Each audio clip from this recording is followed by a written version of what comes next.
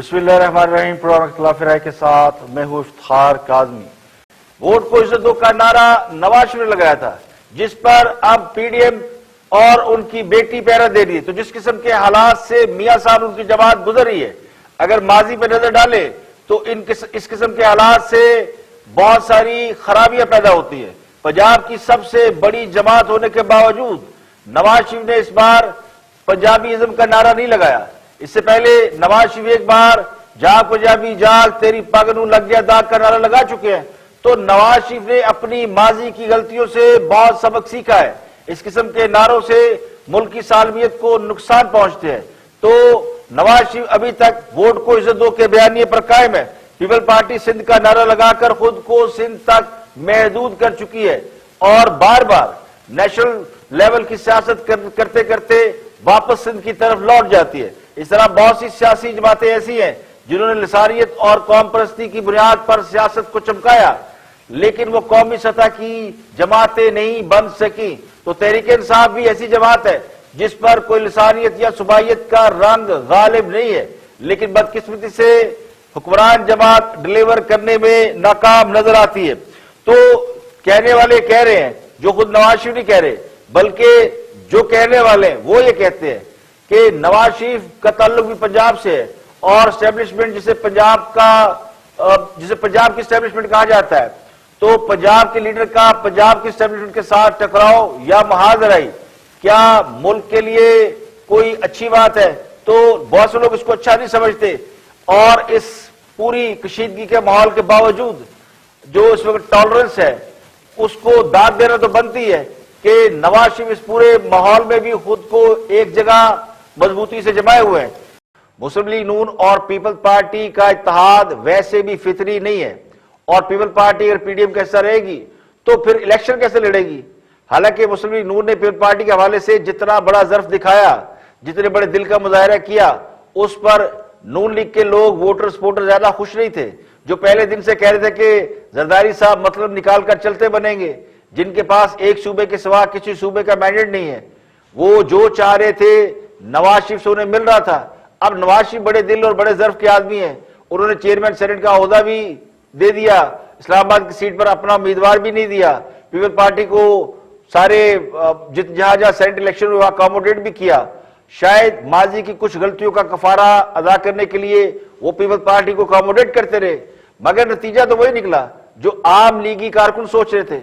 اب مسلم لیگ نون کے voter supporter تو پہلے دن سے کہہ رہے تھے کہ پیپل پارٹی ساتھ نہیں دے گی، جبکہ پیپل پارٹی کے اندر جالے بھی اس بات سے ناراض تھے کہ انہیں مسلم لیگ نون کے ساتھ کھڑا ہونا پڑ رہا ہے، جس سے ان کی پوزیشن کمپرومائز ہو رہی ہے۔ دونوں جماعتیں ماضی میں ایک دوسرے کے مد مقابل رہ چکی ہیں۔ تو پیپل پارٹی کے نقطہ نظر سے اگر دیکھیں تو ہو سکتا ہے کہ جالے اسے آصف علی زرداری کا ویژن قرار دیں کہ انہوں نے کمزور ہوتے ہوئے زیادہ فائدے حاصل کر لیے، اسٹیبلشمنٹ اور حکومت سے تعلقات ٹھیک کر لیے، اور ہو سکتا ہے کہ اگلی بار انہیں پھر سندھ حکومت مل جائے۔ اور اب تک تو حکمران جماعت یعنی پی ٹی آئی نے بھی سندھ میں پاؤں جمانے والا کوئی کام نہیں کیا، تو سندھ میں تو پیپل پارٹی کے مد مقابل کوئی بھی نہیں ہے۔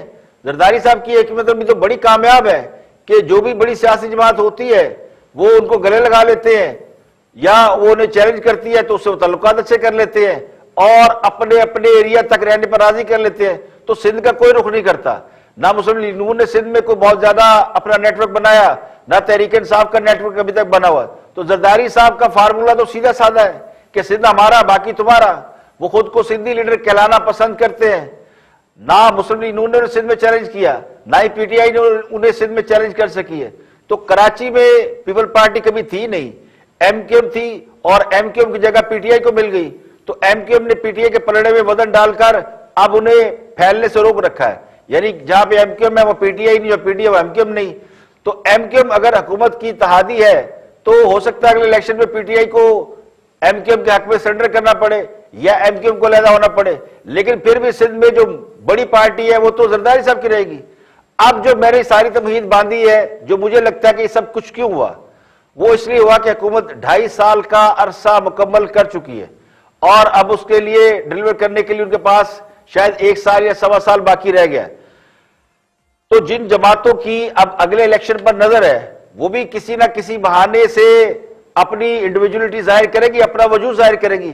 تو یہ پی ڈی ایم اتحاد ہے، اس کو بھی یہ لگ رہا ہے یا یہاں یہ بھی کسی وجہ سے یہ انڈرسٹوڈ کر چکے ہیں کہ اب سب کو اپنی اپنی لڑائی لڑنا ہے.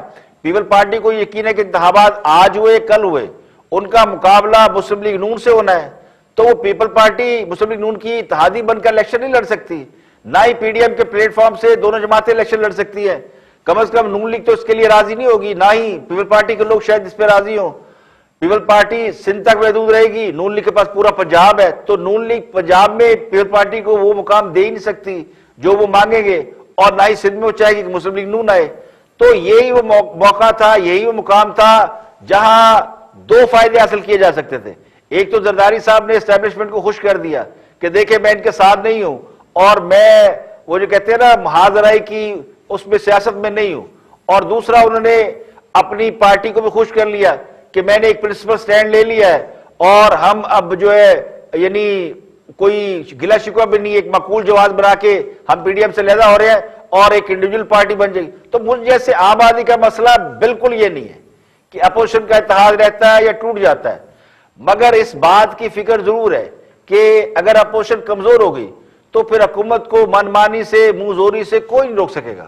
چینی چائے 200 کی ہو جائے, ڈالر 500 کا ہو جائے, عام آدمی کا پرسان حال اور دکھ بانٹنے والا کوئی نہیں ہوگا. تمام سیاسی جماعتیں اس وقت اپنے اپنے مفادات کو دیکھ رہی ہیں. تو جو لوگ اس بات پر خوش ہیں کہ اپوزیشن ناکام ہو رہی ہے, انہیں اس بات کی فکر کرنی چاہیے کہ پچھلے 2.5-3 سال سے یا 2 سال اور لگا لیں جو نواز شریف کا آخری سال تھا, ان سالوں میں جو کچھ ملک کا حال ہوا ہے اگلے 2.5 سال میں اس سے بھی زیادہ ہو سکتا ہے, کیونکہ اب تو سیاں بھائی کوتوال تو ڈر کا ہے کا. ایک زمانے میں پاکستان میں جو بڑے بڑے مسائل تھے ان میں لوڈ شیڈنگ اور بم دھماکے وہ عوام کے لیے عذاب بن گئے تھے. غربت اور مہنگائی عذاب نہیں تھی. لوگ کہتے تھے کہ یہ لوڈ شیڈنگ ختم ہو جائے, یہ دہشت گردی ختم ہو جائے تو سارا کچھ ٹھیک ہو جائے گا. غربت اور مہنگائی اس وقت بھی اتنی نہیں تھی, لوگوں کی بائنگ پاور تھی, بینک چل رہے تھے اور بینکوں کا کاروبار عروج پہ تھا, بے روزگاری کا رونا نہیں رویا جاتا تھا, جاب اپرچونٹیز بڑھ رہی تھی, آئی ٹی سیکٹر گرو کر رہا تھا. اب تو سب سے بڑا عذاب ہی مہنگائی ہے اور بے روزگاری ہے, جس نے محنت کش طبقے کی زندگی کو عذاب بنا دیا ہے. تبدیلی کے چراغوں نے پورے پاکستان کو مہنگائی اور بے روزگاری سے روشن کر رکھا ہے. ابھی خان صاحب نے کہا کہ مہنگائی اس لیے ہو رہی ہے کہ کام شروع ہو گیا ہے اور لوگ بڑے خوشحال ہو گئے, چیزیں خرید رہی ہیں اس لیے مہنگی ہو گئی ہے. آج انہوں نے کنسٹرکشن کے حوالے سے بھی کہا کہ کنسٹرکشن انڈسٹری میں جب ان سے کہا گیا کہ سیمنٹ اور سریا مہنگا ہو گیا تو کہتے ہیں اس لیے مہنگا ہو گیا ہے کہ کنسٹرکشن انڈسٹری بڑی گرو کر رہی ہے. تو یہ وہ چیزیں ہیں جو کہ گراؤنڈ ریئلٹی کے بالکل برعکس ہے. اگر کوئی یہ سمجھتا ہے کہ ہارے ہوئے جواری پر داؤ لگا کر وہ جیت جائے گا تو بڑی معذرت کے ساتھ مجھے بھی لگتا ہے کہ وہ وقت ضائع کر رہا ہے. جو تقریر کی ہے وہ کسی کو ماضی نہیں بھولنے دے رہے.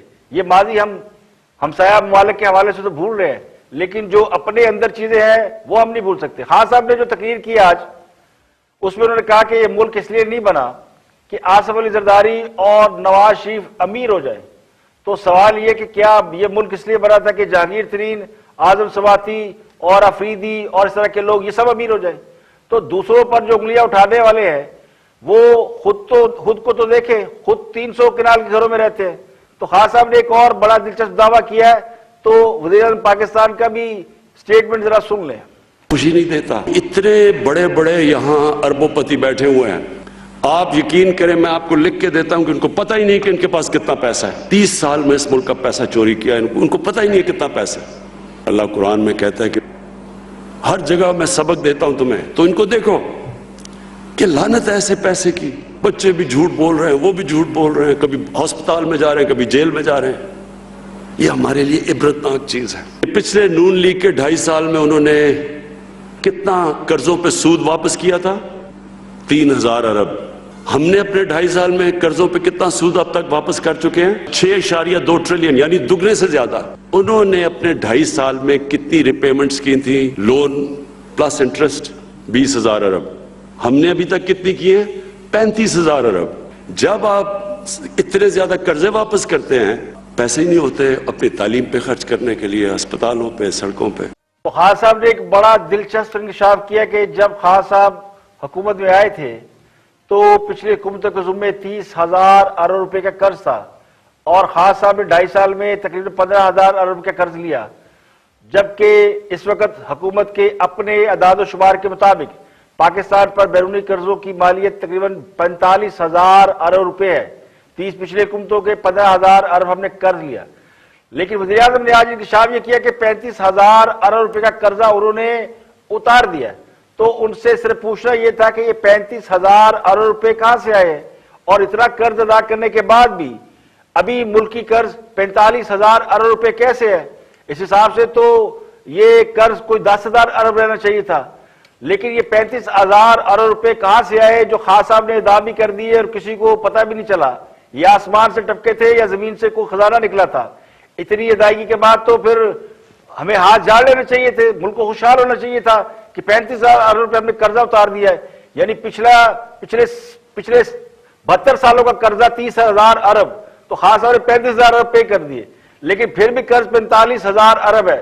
تو یہ بات میری سمجھ میں تو نہیں آئی. مجھے تو ایک ہی بات سمجھ میں آئی کہ بولنا تو جھوٹ ہے, تو پھر جی بھر کے بولا جائے. عام آدمی کو کیا سمجھ آئی کہ سچ کیا ہے جھوٹ کیا ہے؟ یہ اعداد و شمار کا گورکھ دندہ تو آج تک کسی کو سمجھ میں آیا ہی نہیں.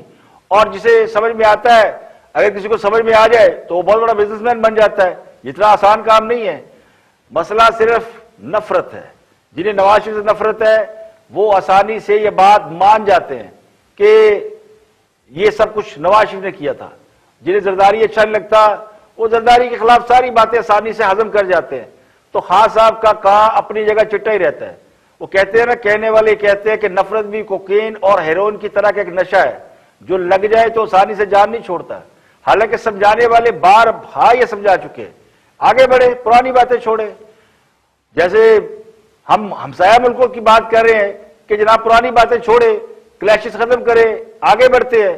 لیکن ہمارا جو اندر کا ہماری یہ پولیٹکس ہے, جنہوں نے یہ سب کام کرنا ہے, ان کی آپس کی نفرت ختم ہی نہیں ہوتی. نفرت کرنا ہے تو پھر 100 الزام لگا دیں, لیکن الزام لگا کے اپنا کام تو ڈھنگ سے کر لیں. جن کا اپنا حال یہ ہے کہ چینی سے لے کے ادویات تک اور گندم سے لے کے پیٹرول تک اربوں روپے کی کرپشن کے الزام ہیں, اور ترقیاتی کام نہ کرنے کا بہانہ یہ کہ ہم نے قرضہ واپس کر دیا ہے. تو بھائی کیا نوٹ چھاپنے کی کوئی مشین لگا رکھی ہے؟ میرا تو سوال یہ ہے کہ پیسہ آیا کہاں سے؟ حکومت کو بتانا چاہیے کہ ہم نے 35,000 ارب روپے کیسے کمائے اور کہاں سے دیے. حکومت کی تو اپنی آمدن اتنی ہے نہیں, یعنی قرض 15,000 ارب لیا, ادائیگیاں 35,000 کی کر دی. تو یہ بات عقل سے بالا تر ہے. ہو سکتا ہے ہاں سب صحیح کہہ رہے ہو, لیکن مجھ جیسے ناقص العقل کے سمجھ میں یہ بات نہیں آ رہی. اگر آپ کی سمجھ میں آ رہی ہے تو پھر آپ ہمیں بھی سمجھا دیں.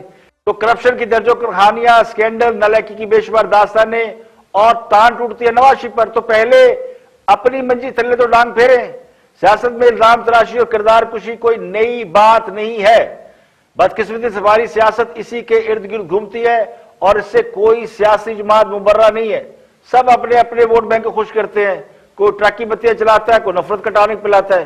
ہمارا المیہ یہی ہے کہ ہمیں اچھے برے اور کم برے کا فیصلہ کرنا ہے, کیونکہ ہمارے پاس تو چوائس یہی ہے. اب ہم کیا فیصلہ کریں کہ نواز شریف اچھے ہیں, عمران خان اچھے ہیں, یا آصف زرداری اچھے ہیں؟ تو جو کام کرے گا وہ اچھا ہے. اب سوال یہ ہے کہ یہ تو کہہ دیا گیا کہ گھر ہی ٹھیک کرنا ہے, تو لوگ اب پوچھ رہے ہیں, میں نہیں کہتا لیکن بہت سے لوگ کہتے ہیں کہ جو اس حوالے سے اس حکومت کے ساتھ جو ٹریٹمنٹ ہوا تھا, کیا اس کو بھی کوئی ازالہ کرنا ہے؟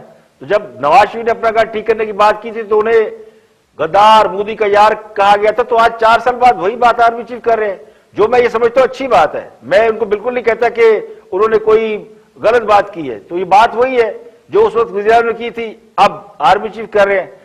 تو ریئلائزیشن ایک بڑی اچھی بات ہے, لیکن ریئلائزیشن وقت گزرنے کے بعد نہیں کرنی چاہیے, وقت پہ کرنا چاہیے. تو میرا موقف یہ ہے کہ آج جو غلطی ہم کر رہے ہیں, ہمیں نظر آ رہا ہے کہ ہم نے 2.5 سال کیا کر لیا اور اگر 2.5 سال ہمارے ساتھ کیا ہونے والا ہے. اس کے باوجود اگر ہم اس پر نہیں کوئی توجہ دے رہے تو کل کو پھر ہم کہہ رہے ہوں گے جی غلطی ہو گئی. تو میرا جو موقف ہے وہ یہ کہ وقت آ گیا کہ سب کو باعزت بلائیں, انہیں کھلا میدان دیں, تو عوام کو اپنے لیڈر کا سامنا کرنا دیں. عوام فیصلہ کر لے کہ کون اچھا ہے کون برا ہے. کہ خان صاحب کو لانے والوں نے خان صاحب کو سبق سکھانے کے بعد بالآخر کام پر لگا دیا ہے. اقتدار سنگاسن کو جھٹکے لگنے اور پاؤں کے نیچے سے زمین نکلنے کے بعد خان صاحب بھی رائے راست پر آ چکے ہیں. اور اگلی خبر یہ ہے کہ اب کرپشن کا بیانیہ بھی ماضی ہو جائے گا. اب وہ خان صاحب کی لسٹ میں نیچے جا چکا ہے. خان صاحب کو کہہ دیا گیا کہ بس بہت ہو گئی, اب آپ نے کرپشن کا شور نہیں مچانا, تھوڑا بہت ریلو کرتے رہے, لیکن جو فوکس کرنا ہے وہ آپ نے قائد اعظم بننا ہے. قائد اعظم کے فارمولے کے تحت کام کام اور کام کرنا ہے. تو خان صاحب اپنے لوگوں سے یہ کہہ رہے ہیں کہ اپوزیشن کو اس کے حال پر چھوڑ دے.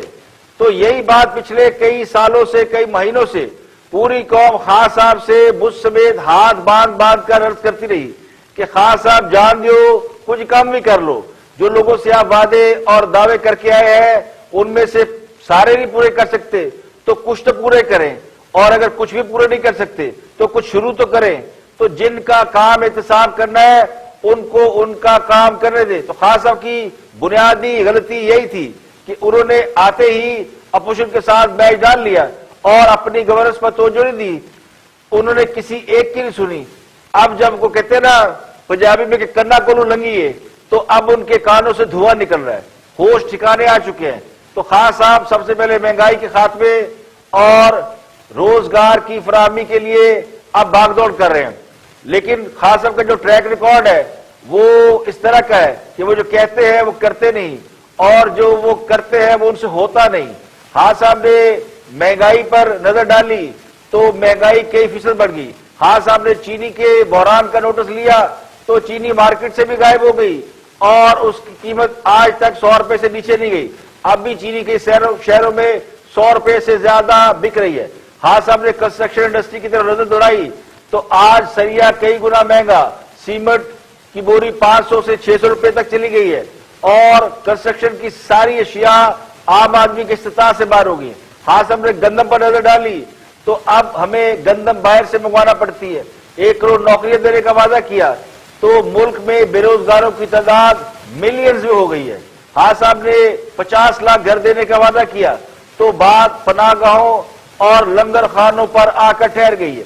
باہر سے انویسٹر کو لانے کے دعوے کیے گئے تھے, وہ کہتے تھے نا کہ باہر سے 200 ارب آئیں گے, 100 ارب فلاں کام پہ لگائیں گے اور 100 ارب IMF کے منہ پہ ماریں گے, اور باہر لوگ بس تیار بیٹھے ہیں. جیسے خان صاحب کی حکومت آئی اور جناب لہریں بہریں ہو جائے گی. لیکن سرمایہ کاروں کو بلانے کے دعوے کے بعد ہم نے یہ دیکھا کہ بات انڈے, مرغی اور زیتون کے تیل سے ملکی معیشت چلانے تک جا پہنچی تھی. تو خان صاحب کو لانے والوں کو پھر سے یہ امید ہے, اب یہ امید ان کو جاگی ہے کہ انہوں نے زور لگا کے تھوڑا بہت خان صاحب کو دائیں بائیں سبق سکھا کے گاڑی واپس پٹڑی پر چڑھا دی ہے. اب حکومت اچھے بچوں کی طرح کام کرے گی, مگر وہ یہ بات بھول رہے ہیں کہ پوت کے پاؤں پالنے میں ہی نظر آ جاتے ہیں. خان صاحب اس لیے ڈیلیور کرنے میں ناکام نہیں ہوئے کہ وہ اپوزیشن کے پیچھے پڑے ہوئے تھے یا انہوں نے مخالف سیاسی جماعتوں کے ساتھ میچ ڈالا ہوا تھا, بلکہ وہ اپوزیشن کے پیچھے گئے ہی اس لیے تھے کہ حکومت کی اہلیت اور قابلیت کا پول کھل گیا تھا. خان صاحب نے جو دعویٰ کیا تھا نا کہ پہلے 100 دن میں پتہ چل جاتا ہے کہ حکومت کیا کرنے والی ہے, تو یہ سب سے پہلے خود ان کو پتہ چل گیا تھا کہ ان کے وہ کہتے ہیں نا کہ ان کے دلوں میں تیل نہیں ہے. اپوزیشن کے ساتھ لڑائی اور محاذ لڑائی کی وجہ سے ہی جو میں سمجھتا ہوں کہ انہوں نے 2-2.5 سال مکمل کر لیے. اگر اپوزیشن کے ساتھ لڑائی نہ ہوتی تو لوگ گورننس اور حکومت کی کارکردگی کے اوپر زیادہ فوکس رکھتے. خان صاحب کو یہ بھی زوم ہے کہ عوام انہیں اقتدار میں لائے ہیں اور طاقتور انہیں اقتدار میں نہیں لائے, بلکہ جو طاقتور ہے وہ ان کی مقبولیت دیکھ کر ان کے ساتھ لگ گئے. تو خان صاحب کی یہ غلط فہمی بھی ابھی پچھلے دنوں دور کر دی گئی ہے. پچھلے 8-9 بائی الیکشن اور سینٹ کے الیکشن میں جو شکست ہوئی اس سے خان صاحب کی کہتے ہیں نا طوطے اڑ گئے اور اب ہوش ٹھکانے آ چکے ہیں. خان صاحب اگر سرنڈر نہ کرتے تو چیئرمین سینٹ کا عہدہ بھی ان کے ہاتھ سے نکل جاتا. تو ابھی بھی خطرے کی تلوار طور پر لٹک رہی ہے, وہ عہدہ کسی بھی وقت ہاتھ سے نکل سکتا ہے. لیکن اگر خان صاحب نے دوبارہ تھوڑا سا سر اٹھانے کی کوشش کی تو پیپل پارٹی کا PDM سے اختلاف ہونا بلا وجہ نہیں ہے, اور PDM کے مستقبل پر سوال یا نشان بھی وجہ کے بغیر نہیں ہے. مجھے بھی لگتا ہے کہ خان صاحب کو اس بات کی تسلی دی گئی ہے کہ اب ان کی راہ میں کوئی رکاوٹ نہیں ہے. اگر وہ ڈیلیور کرتے ہیں تو ٹھیک, ورنہ سب کچھ اسی طرح ایکٹیو ہو جائے گا جس طرح پہلے تھا. تو باقی کی سیاسی جماعتوں کو بھی کہہ دیے گا کہ وہ بھی جمع کھاتے رکھے. تو یہ میں بات پہلے کہہ چکا ہوں کہ جب کسی کو یہ غلط فہمی ہو جائے کہ وہ عقل کل ہے اور وہ کسی کی بات سننے کا ماننے کا روادار نہ ہو، اپنی من مرضی کرتا رہے، اپنی مرضی چلاتا رہے، اور اسے یہ بھی زوم ہو کہ وہ بہت بڑا لیڈر ہے، تو پھر اس کی غلط فہمی دور کر دی جاتی ہے، اسے کٹ ٹو سائز کر دیا جاتا ہے۔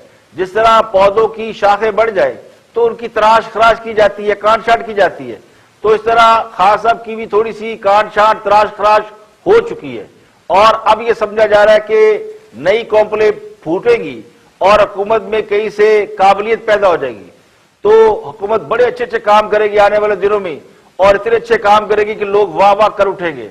لیکن شکاری نیا ہو یا پرانا، اگر جال ہی پرانا ہے، اس میں سوراخ ہے، تو پھر ہاتھ کچھ نہیں آئے گا۔ اصل مسئلہ آج بھی اہلیت اور قابلیت کا ہے۔ تو میرا سوال ہے آج کا کہ کیا حکومت میں وہ اہلیت اور قابلیت ہے کہ وہ گورننس یا اپنی معیشت کی جو خرابی ہے اس کو ٹھیک کر سکتی ہے؟ تو اہلیت اور قابلیت کا فقدان پہلے دن سے ہے، جس دن سے یہ حکومت آئی ہے اس دن سے یہ سوال اٹھ رہا ہے۔ جو خان صاحب کو لانے والے سمجھتے ہیں، مانتے ہیں، مگر ہضم نہیں کر پا رہے۔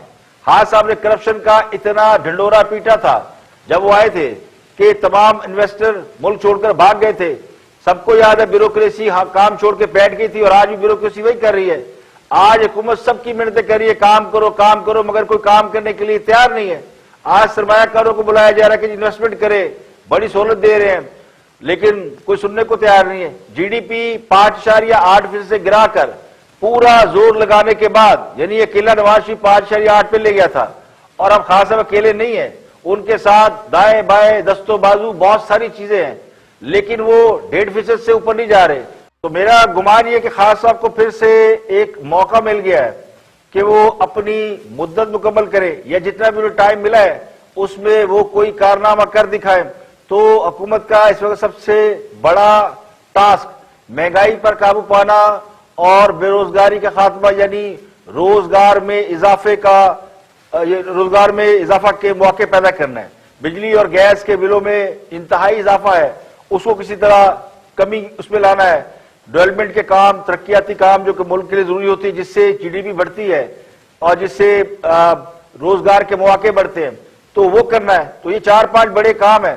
تجارتی خسارہ کم کرنے کا حکومت کریڈٹ لیتی ہے، تو تجارتی خسارہ کم کرنے کے عوام پر کوئی اثرات مرتب نہیں ہوئے۔ حکومت ضرور مشکل سے نکلی ہے، اور حکومت وہ جو کریڈٹ اور ڈیبٹ کے مسئلوں میں اور ڈالر کے مسئلے پھنسی ہوئی تھی، اس سے اس کو نجات ضرور ملی ہے۔ تو مجھے یہ لگتا ہے کہ اپوزیشن اگلے 2-2.5 مہینے خان صاحب کے لیے کوئی زیادہ دقتیں مشکلات پیدا کرنے کا کوئی ارادہ نہیں رکھتی۔ خان صاحب کو اب بجٹ دینا ہے، بجٹ منظور کرانا ہے، اور بھی ان کے لیے مسائل ہیں، اور اپنی گورننس کو بہتر بنانا ہے۔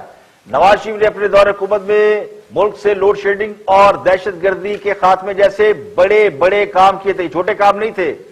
11,000 میگا واٹ جو ہے وہ بجلی وہ سسٹم میں شامل کی گئی، تو آج ہم کم از لوڈ شیڈنگ سے بڑی حد تک نجات پا چکے ہیں اور دہشت گردی کو جڑ سے اکھاڑ چکے ہیں۔ اس میں اور بھی لوگوں کا کردار ہے، لیکن یہ جس حکومت کے عہد میں ہوا اس کو کریڈٹ ضرور دینا چاہیے۔ اور سب سے اہم کریڈٹ سی پیک کا بنتا ہے۔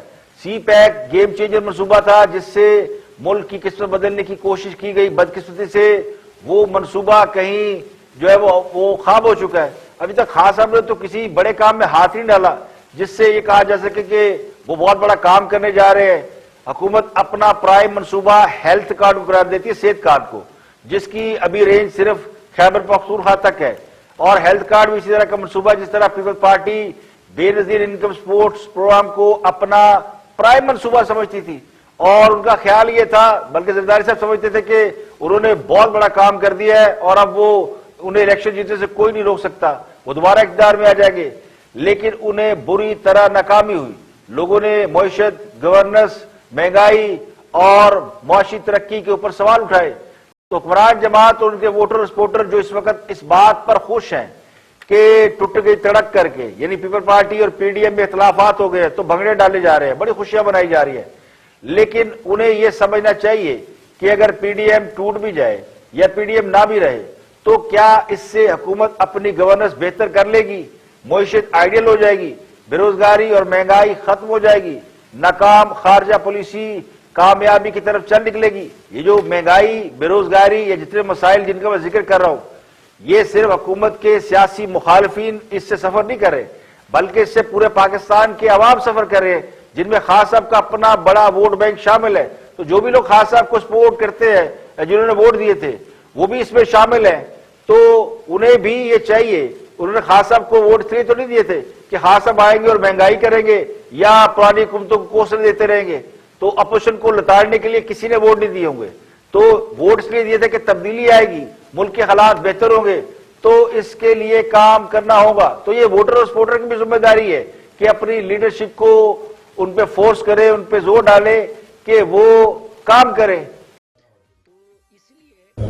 تو اس لیے مولانا صاحب اور باقی جو پی ڈی ایم کی سب جماعتیں تھی، ان سب کو یہ شکایت رہی کہ بھئی ابھی تک تو ان 9 پارٹیوں نے آپ کی خاطر بہت سارے وہ کام بھی کیے کہ جس کے وہ اپنے حق میں نہیں تھے، لیکن آج جب وہ فیصلہ کن مرحلہ آ گیا تو پیپلز پارٹی اپنے اس موقف سے پیچھے ہٹ گئی. اور اس میں بھی بعض جماعتوں کا تو یہ موقف تھا کہ پیپلز پارٹی کو آج ہی سے نکال دینا چاہیے، لیکن شاید مولانا صاحب نے پیپلز پارٹی کے ساتھ یا زرداری صاحب کے ساتھ اپنے تعلق کا خیال رکھا، اور مولانا صاحب نے ان کو یہ تجویز دی کہ چلو ٹھیک ہے، ان کو اپنی مجلس عاملہ سے مشورہ کرنے کا مہلت دیں. اور مولانا کو امید ہے کہ کچھ بدلے گا؟ نہیں، میں تو آپ کو شروع میں یہ کہہ رہا تھا، اگر آپ کو یاد ہو تو آج میں نے اس کو ری ٹویٹ بھی کیا ہے کہ 4 فروری کو میں نے ایک ٹویٹ کی تھی کہ اگر پی ڈی ایم حقیقی معنوں میں اپوزیشن بننا چاہتی ہے تو ان کو پیپلز پارٹی کو نکالنا چاہیے. لیکن چونکہ زرداری صاحب اور بلاول صاحب بار بار مولانا صاحب کو اور باقی پی ڈی ایم کی جماعتوں کو یہ یقین دلا رہے تھے، اور اگر آپ کو یاد ہو تو پی ڈی ایم تو بنی بھی ان کے انیشیٹو پہ تھی، اور اس وقت تو مولانا صاحب خود اس میں جو پی ٹی ایم ہے منظور پشتین کی، ان کو اس میں شامل کرنے کے حق میں نہیں تھے، لیکن زرداری صاحب نے اس وقت زیادہ انقلابی دکھنے کے لیے اس میں محسن داوڑ کو بھی دعوت دے دی. اور لیکن پھر جب ان کے معاملات طے ہو گئے اور وہ سب کچھ ہو گیا تو اس کے بعد انہوں نے دوسرا بیانیہ اور اگر مگر سے کام لینا شروع کر دیا. تو مولانا صاحب تو خود وہ جانتے ہوں گے کہ ان کے ذہن میں کیا ہے، لیکن میرا تو اپنا خیال یہ ہے کہ اس کے بعد بھی اگر ان کو مہلت دے دے تو پھر پیپلز پارٹی کو جی کا جانا ٹھہر گیا، صبح گیا کہ شام گیا. تو اصل بات یہ کہ پیپلز پارٹی کا کام نکل چکا ہے. زرداری صاحب کے بارے میں اچھی یا بری کوئی بھی رائے آپ قائم کر لیں، مگر حقیقی معنوں میں انہوں نے اپنی اتحادی جماعتوں کے ساتھ پالیٹکس کی ہے. مخالفین اسے دھوکہ کہیں گے، یو ٹرن قرار دیں گے، لیکن بہت سے لوگوں کو یہ روز اول سے معلوم ہے کہ آخر کار ہونا یہی تھا. اب زرداری صاحب کو کیا پڑی ہے کہ سندھ میں اپنی حکومت کو قربان کر دیں یا پھر دوبارہ اسی طرح کی حکومت حاصل کرنے کے لیے مشقت کرے، نیا کنواں کھودے. داد تو ان لوگوں کی عقل کو دینی چاہیے جو یہ ازیوم کر بیٹھے تھے، یہ سوچ کر بیٹھے تھے کہ واقعی بلاول بھٹو نے اگر یہ کہا ہے کہ وہ بڑی قربانی دینے کے لیے تیار ہے تو وہ سندھ حکومت قربان کر سکتے ہیں. تو بلاول بھٹو کا یہ بیان سراسر سیاسی بیان ہو سکتا ہے، یا ہو سکتا ہے انہوں نے بیچارے نے دل سے کہا ہو، لیکن ان کے والد صاحب وہ اسے بچے کا بیان سمجھ کر اگنور کر رہے ہیں. یعنی بلاول بھٹو نے جب یہ کہا کہ وہ بڑی قربانی دے سکتے ہیں تو ان پر دوسرے سیاستدانوں نے یقین کر لیا، اور ان لوگوں نے یقین کیا جو ہمیشہ یہ کہتے رہے کہ کسی کے سیاسی بیان پر یقین نہیں کرنا چاہیے. تو اس وقت حکومت کے حامی زرداری صاحب کی کھل کر تعریفیں کر رہے ہیں کہ جناب زرداری صاحب، وہ جو کہتے ہیں زرداری سب پہ بھاری، تو بڑا ان کو دکھ ہوتا تھا. اب وہ خود کہہ رہے ہیں ایک زرداری سب پہ بھاری، اور مخالفین جو ہے وہ انجوائے کر رہے ہیں جبکہ باقی کے لوگ ان کے لتے لیے پھر رہے ہیں. تو اصل انجوائے تو تحریک انصاف کر رہی ہے. تو میری ہمدردیاں بلاول بھٹو کے ساتھ ہے جو پارٹی کا چہرہ ٹھیک کرنے نکلے تھے اور انقلابی سوچ کے ساتھ قومی سطح کی سیاست پر ابھر رہے تھے، لیکن پھر وہ بھی ابو جی کی وجہ سے پرانے سامان پر جا گرے ہیں.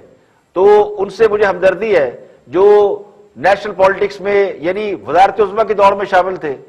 تو بلاول بھٹو سے ہمدردی ہے جو وزارت عظمیٰ کی دوڑ میں شامل تھے اور وزارت عظمیٰ کے امیدوار ہو سکتے تھے، لیکن مجھے لگتا ہے کہ زرداری صاحب نے اس طرح کا فیصلہ کر کے ان کے مستقبل پر ایک سوالیہ نشان کھڑا کر دیا. اور تجزیہ نگار حسن نثار گفتگو کر رہے ہیں اسی موضوع کے اوپر اور پیپلز پارٹی کے اس فیصلے کے اوپر جو انہوں نے پی ڈی ایم کے اجلاس میں کہا. زرداری صاحب نے جو مطالبہ کیا اس پر حسن نثار گفتگو کر رہے ہیں، دیکھتے ہیں کیا فرماتے ہیں. دوسری بات یہ ہے علینا بی بی، زرداری صاحب کا مطالبہ انتہائی منطقی، بے حد ذہین اور سیاسی طور پہ 100% درست مطالبہ ہے۔ پاکستان کھپے کے نعرے کے بعد یہ مطالبہ، اس کے بعد میرے بس میں ہو تو میں آصف زرداری کو 7 خون معاف کروں۔ کمال، بہت خوبصورت۔ نواز شریف تشریف لاتے ہیں تو وہ جگہ جگہ سے پنکچر ہو جاتے ہیں، نہیں لاتے تو پوری طرح ایکسپوز ہو جاتے ہیں۔ زرداری صاحب کا شکریہ، بچپن کا پڑا ہوا ایک محاورہ کہ سانپ کے منہ میں چھپکلی، وہ زرداری صاحب نے یاد دلا دیا ہے۔ جن کے اندر تھوڑا سا بھی دماغ، ذہن، ضمیر زندہ ہوگا، وہ مکمل طور پہ جان جائیں گے کہ واردات کیا ہے، جان کو خطرہ ہے۔ واہ ہے، جان تو آنی جانی ہے، اس جان کی تو کوئی بات نہیں۔ آپ دھچ سے مقتل میں آؤ، ہمارے جیسے لوگ بھی آپ کے ہاتھوں پہ بیعت کر لیں گے، کیا بات ہے بھئی، گتے کا نہیں جنون شیر ہے۔ سبحان اللہ، آصف زرداری صاحب زبردست، ویری ویل ڈن۔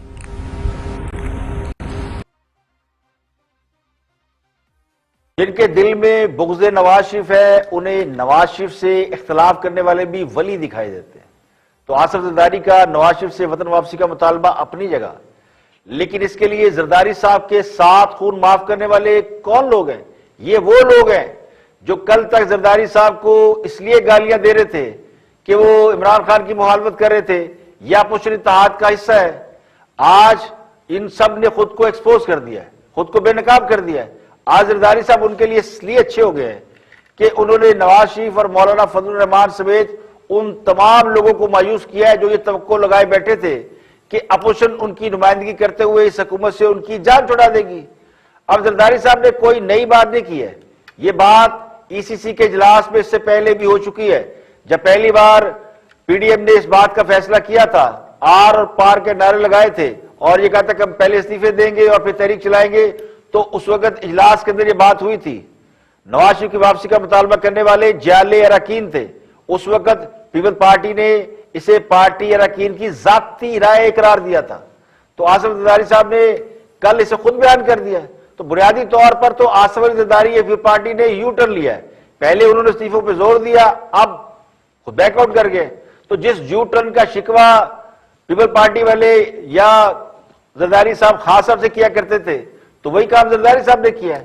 اب نواز شریف کی واپسی کا مطالبہ اس وقت مؤثر سمجھا جاتا اگر زرداری صاحب خود سڑکوں پہ ہوتے اور پی ڈی ایم کے کاروان کو لیڈ کر رہے ہوتے اور پھر یہ کہتے کہ نواز شریف صاحب لندن بیٹھے، میں تو لیڈ کر رہا ہوں، تو جو خود صرف ویڈیو لنک کے بغیر بات نہیں کر سکتے، خود سے پانی کا گلاس اٹھ کر نہیں پی سکتے، ان کا نواز شریف کی واپسی کا مطالبہ کرنا صرف ان لوگوں کو خوش کرنا ہو سکتا ہے جو انہیں تنگ نہ کرنے کے وعدے پر عمل پیرا ہے یا جنہوں نے کوئی اور 2-4 وعدے کر لیے ہوں گے۔